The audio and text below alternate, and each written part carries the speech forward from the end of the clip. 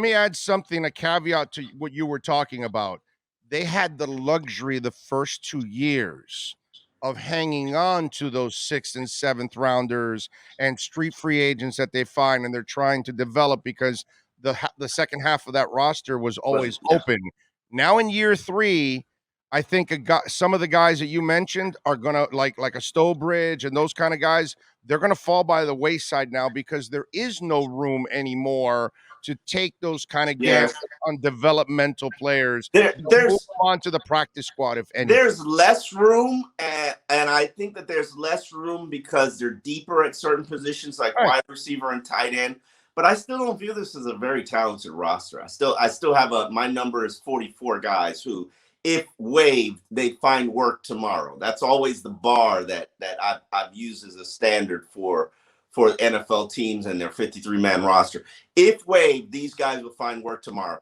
I think the only guy that I'm worried about cutting is Kurt Merritt, because not to say that he belongs on the 53-man roster, but somebody will see that or hear stuff that's going on and say, you know what?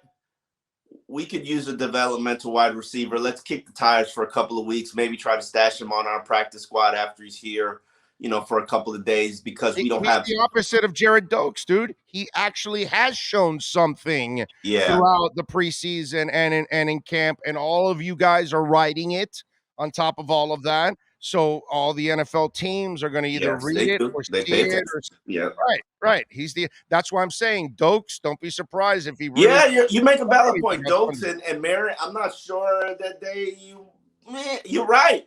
Teams have done that in past where guys that they're trying to stash or safely make it to their practice squad, you're not playing in that final exhibition game. No offense to you, but this is a business, and it's part of those business moves and business decisions. But some of the tougher calls to me, Larnell Coleman, he hasn't really had a great camp. He's practice squad worthy.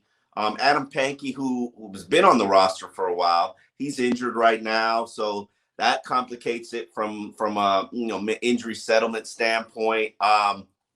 Matt Skura, I'm not sure I'm like all in there.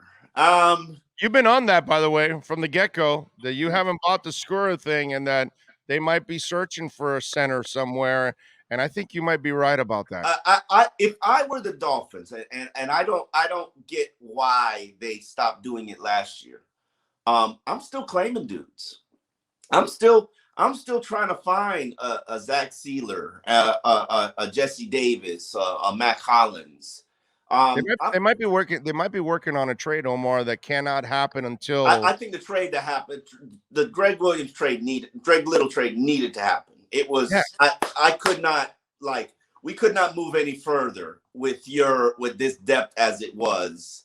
And I'm glad that Chris Greer agreed with me and made something happen. And in fact, I actually like Little. I've watched him closely because I love trying to play. I love linemen. Of course. I've watched him a little, and I like his movement skills. I like talented dude. That's why this guy was a high second-round pick. This guy's talented, man. Yeah, I think he was a little bit overinflated because he made a name for himself as the lineman for Arizona's quarterback. Who's Arizona's quarterback again? Kyler Murray. Kyler Murray in high school and sort of elevated himself from that standpoint. But what I'm saying is, while I respect and I can't say I appreciate, but I respect Solomon Kinley's resurrection. He's now seems to be locked up in that starting left guard spot. I would make the argument to you, and this is something that Brian Flores firmly believes in. If we're going to talk about starting our top 5, and that's what Flores firmly believes in, he believes in starting his top 5 guys and figuring out where they play.